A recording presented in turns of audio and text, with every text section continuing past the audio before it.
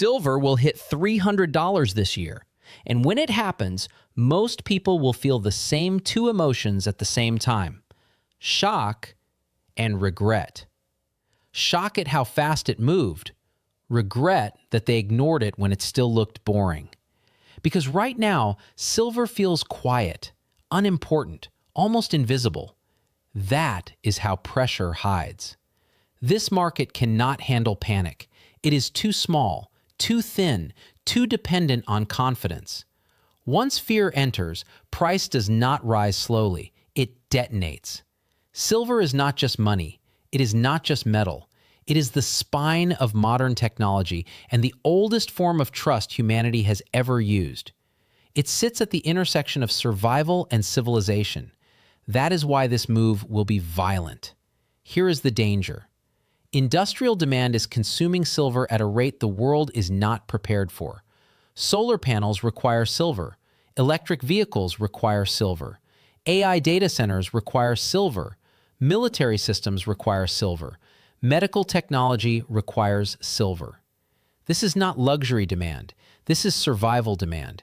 And this demand is accelerating every single year. Now here is the fear nobody talks about. There is no substitute. Silver is the most electrically conductive metal on Earth. You cannot swap it out without breaking performance. You cannot scale replacements. You cannot innovate around physics, which means the world must fight over what already exists. And here is the hope. Almost nobody is positioned for this. Silver is ignored, under-owned, psychologically cheap. People are chasing stocks, crypto, AI, real estate. Silver is sitting in the corner like it doesn't matter. That is how asymmetric moves are born. Because once attention arrives, supply disappears instantly. We already saw a rehearsal. In 2021, retail buyers rushed into silver. Dealers ran out of inventory in days. Premiums exploded. Waiting lists formed. That was curiosity. Now imagine fear. Inflation returns. Markets wobble. Banks shake. Currencies weaken. Fear does not ask permission. It looks for safety. Gold absorbs the first wave. Silver absorbs the second wave violently. Silver always overshoots. That is the opportunity. Silver is not a large market.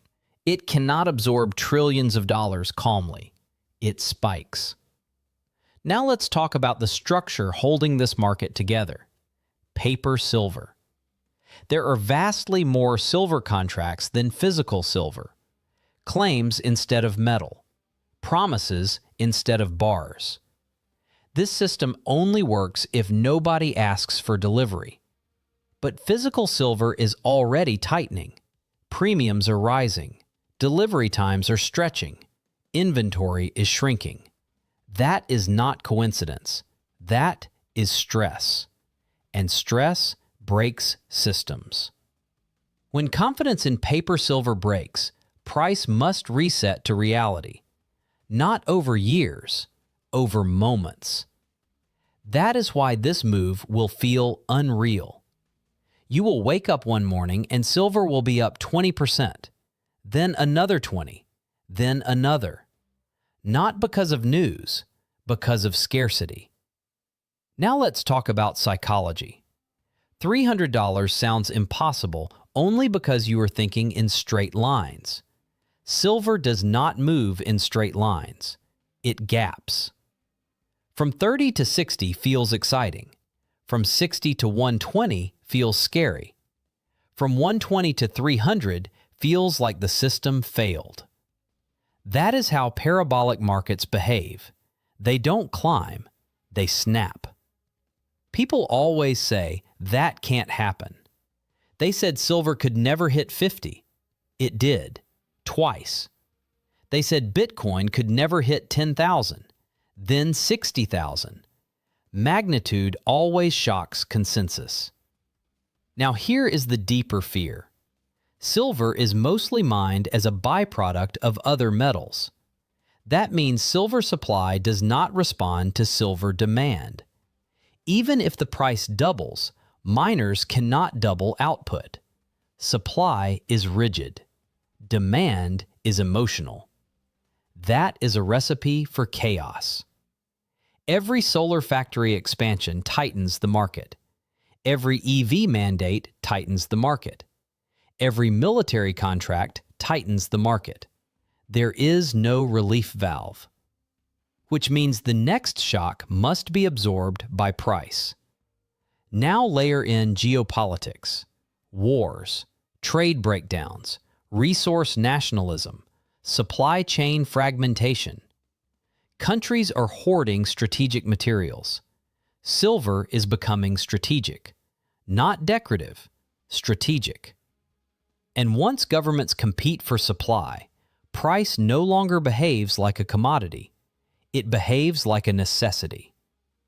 Now imagine this timeline. Markets correct. Inflation spikes again. Central banks blink. Currencies weaken. Suddenly, silver becomes a headline. Shortages appear.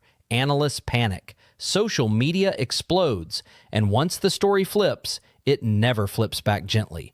This is the moment when the public arrives. The public always arrives late. They buy headlines. They buy excitement. They buy fear.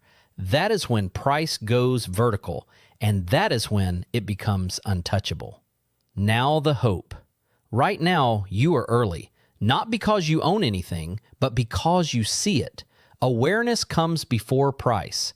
Once the chart goes vertical, there is no time to think, only to react, and reaction is always worse than preparation. That is why boring is dangerous. Boring hides pressure. Pressure builds energy.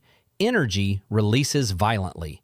Silver is not sleeping. It is loading. This year, it releases. $300 is not ambition. It is consequence. Consequence of scarcity. Consequence of fear. Consequence of monetary stress. Consequence of industrial demand colliding with a fragile system. This is not a normal bull market. This is a repricing event. Silver has been held down by paper leverage for decades. When that leverage fails, price does not climb, it resets. Most people will wait for proof. They will wait for confirmation. They will wait for safety. They will wait for news. And by then, the move will already be over.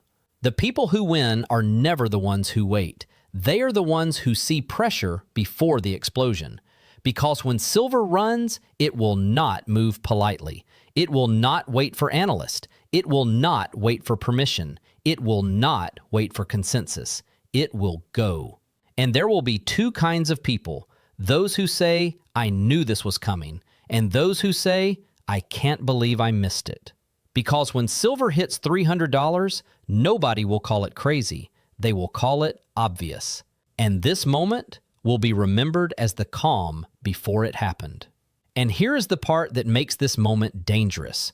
Silver has been ignored for so long that nobody knows how to behave when it finally moves.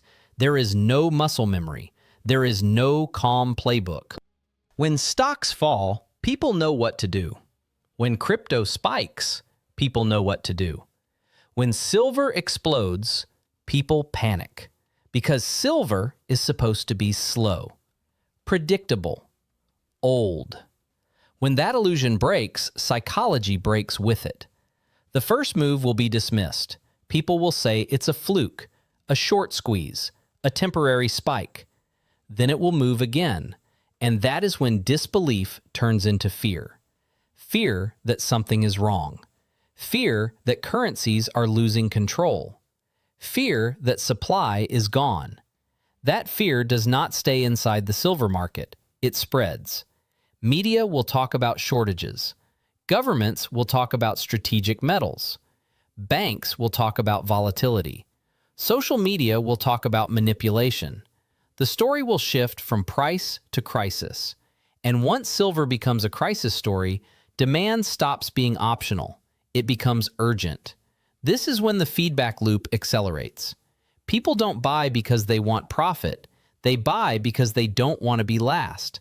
Last to protect themselves. Last to act. Last to understand. That is when charts go vertical. And vertical moves don't care about logic. They care about imbalance. Too many buyers, not enough metal. Now think about timing. This is not a decade-long story. This is a compression story.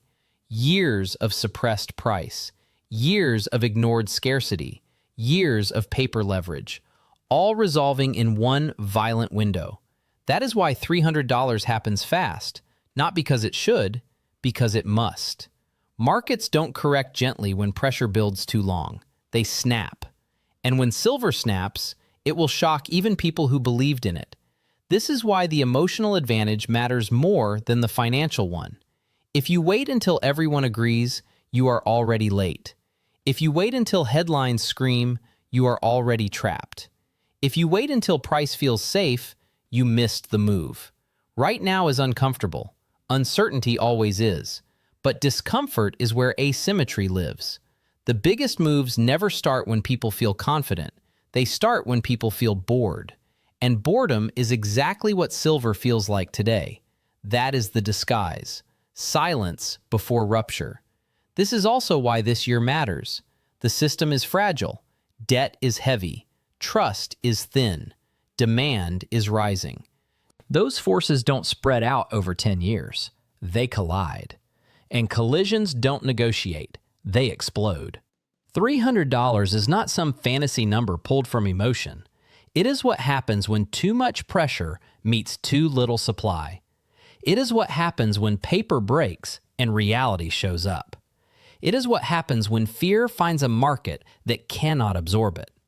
Most people will not believe this until it happens, and that is exactly why it will happen. Because markets punish disbelief, they reward preparation, and they destroy hesitation. There will be a moment when silver feels unstoppable, when every chart points up, when every conversation mentions it, when every article explains it. And by then, the opportunity will be gone. The only people who benefit are the ones who understood before it became obvious. That is how every major move works. First, it sounds crazy. Then, it sounds risky. Then, it sounds smart. Then, it sounds late. Silver is still in the crazy phase. That is the phase that makes fortunes. Once it enters the smart phase, the window closes. And once it enters the late phase, regret begins. This year is not about prediction. It is about inevitability. Pressure does not disappear. It releases. And when silver releases, it will not whisper. It will scream.